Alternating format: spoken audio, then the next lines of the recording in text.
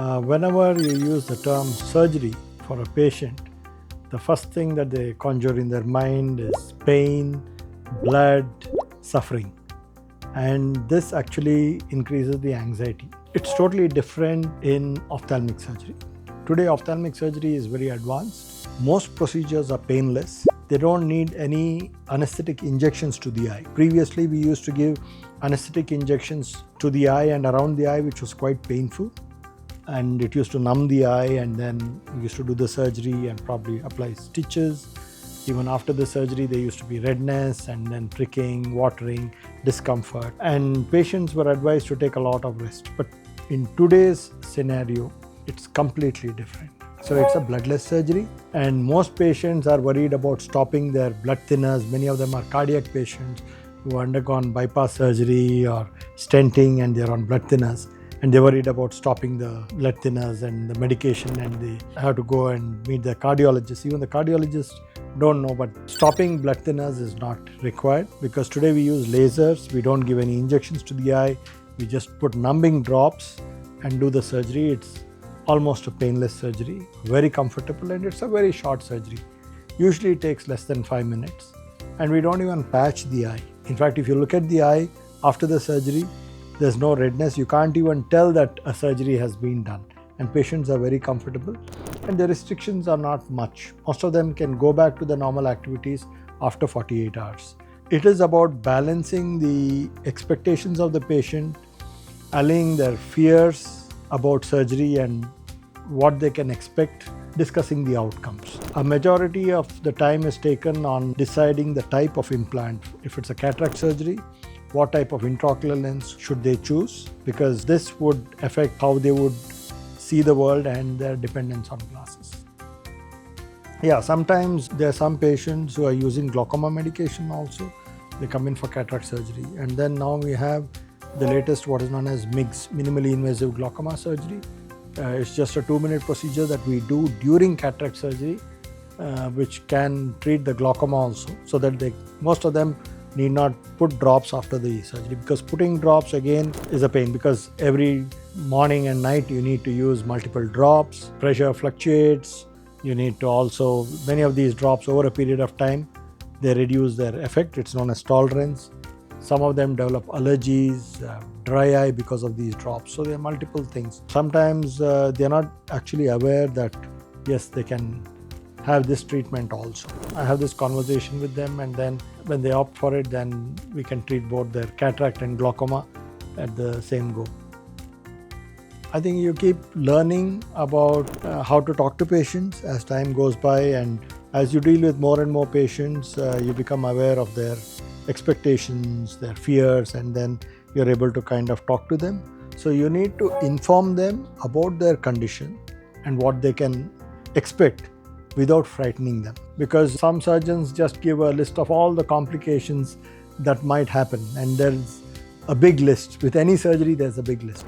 But what is the probability that it can happen with your particular surgery is what the patient is interested in. Okay, and that is an informed consent. So if there is some extra kind of a risk, then the patient has to be counseled about it. They have to understand, like there are certain patients who have a condition known as Fuchs dystrophy, endothelial dystrophy. The corneal cells are very weak, and after cataract surgery, the cornea can decompensate. So that's when they have to be counseled. You need to do certain specific tests for that.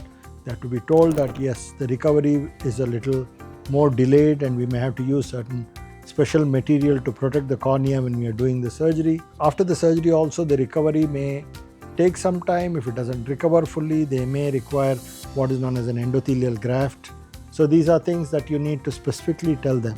If you don't tell them this, and then they expect that they will be able to see very well the next day like most other patients, then they're disappointed. Even diabetic patients with diabetic retinopathy, if they have diabetic retinopathy and maculopathy, then typically a cataract surgery can actually worsen the maculopathy. So you need to assess that very clearly, treat the maculopathy. Sometimes they may need injections to reduce the swelling in the retina before you actually proceed with the cataract surgery. So these are all the things that you need to kind of discuss and make it clear before proceeding with the surgery. Sometimes they have a extra growth known as a pterygium. Pterygium is an extra growth which comes onto the cornea, which can induce some amount of astigmatism. For these patients, I like to treat the pterygium first, remove the pterygium and allow the cornea to settle before doing the scans so that it's more accurate. So if you are in a hurry to do the surgery and the pterygium is not treated, then again the post-op outcomes are not ideal. So there are a lot of such small things which you need to discuss with the patients, and then decision has to be taken. See, generally ophthalmic surgery, cataract surgery is one of the safest, most commonly performed surgeries. But again, with a skilled surgeon, the complication rates are extremely low. Like my complication rate is like 0.1% or so, probably 1 in 1,000, and even that, if it's managed correctly, then the patient does not have any effects. So there is no need to frighten the patient unnecessarily, that because if you look at cataract surgery and complications, you have a whole list. There are certain complications which can happen in any surgery, like infection or bleeding, which is kind of common, extremely rare though. Overall, I think the surgical success is very good with cataract and refractive surgery. I tell them specifically about certain things which the patient can expect after the surgery. For example, in refractive surgery, some of the patients have very large pupils and they have a higher power. So we need to use smaller optical zones. So at night when the pupil dilates, they can see some halo and glare. If that's bothering you, then we can put you on drops to reduce your pupil size and that will settle down.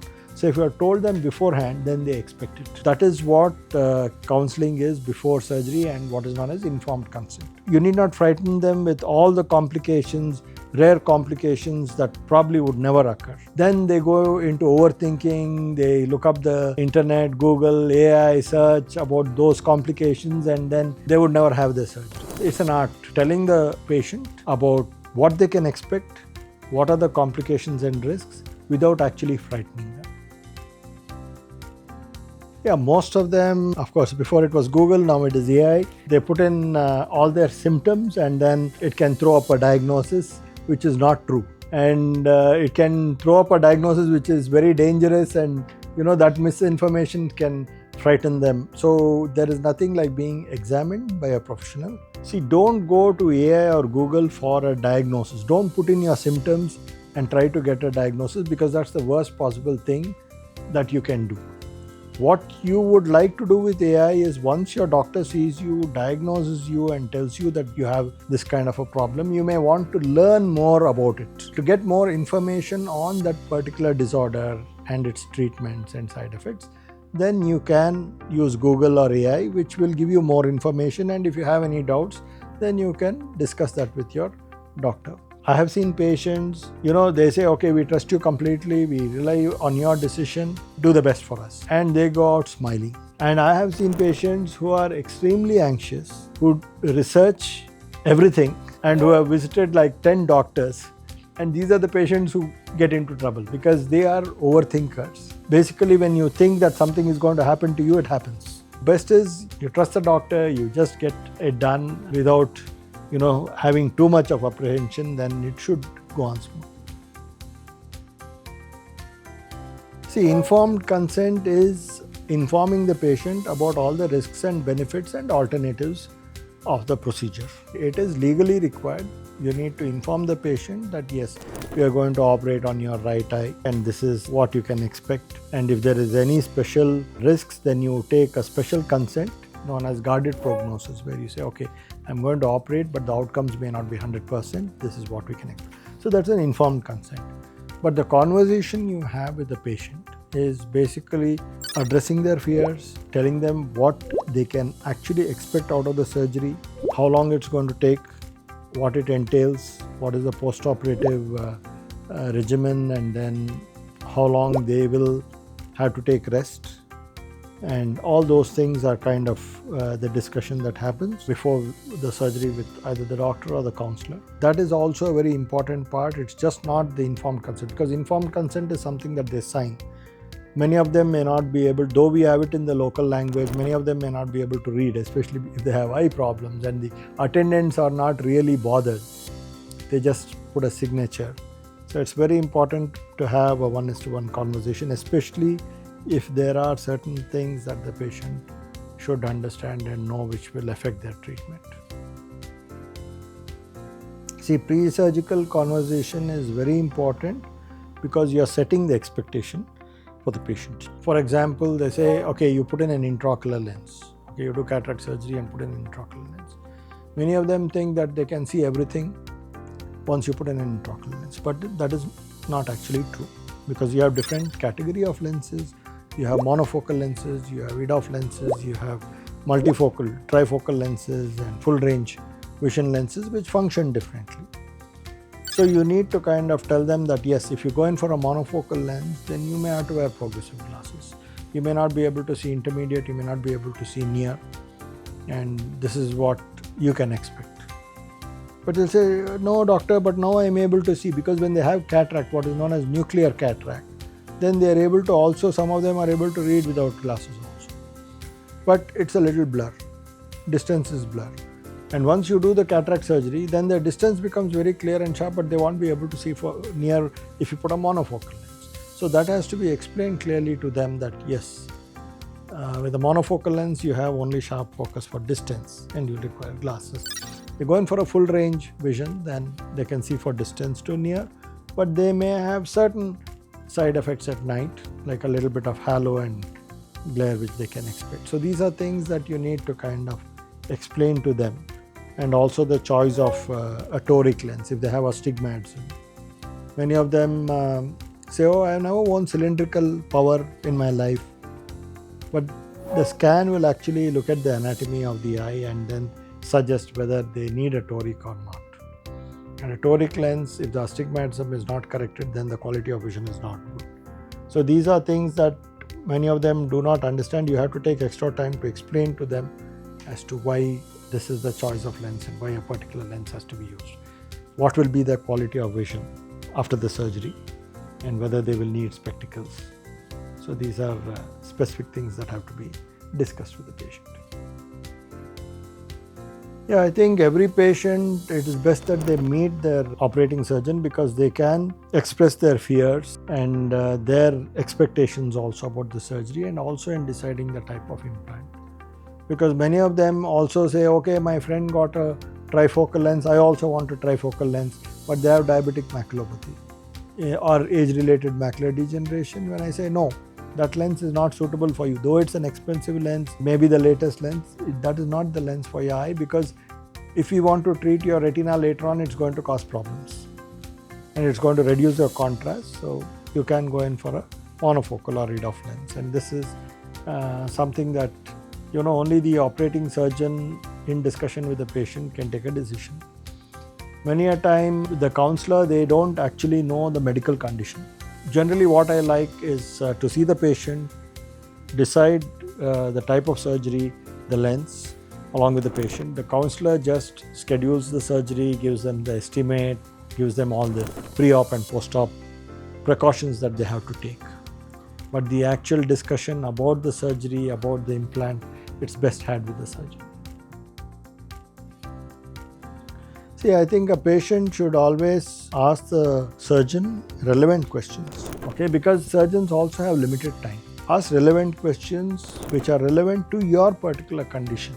Basically, the operating time, whether there will be any pain, the type of anesthetic that's going to be used, the type of approach, whether it is laser, non-laser, what type of implant would best suit their lifestyle. Okay, these are my requirements. I want to see for distance, intermediate and near also. I don't drive at night, which is the best lens for me. Or I do a lot of driving, adventure sports, I want perfect vision for distance, and I use my phone also, but I don't mind wearing readers for reading small print. So then the choice of lenses are different. So these are the questions, relevant questions that a patient should ask. And also after the surgery, how long should I take rest? When can I get back to my normal activities? How long should I use medication? What are the warning signs post-op? So these are the specific things that have to be asked before any surgery.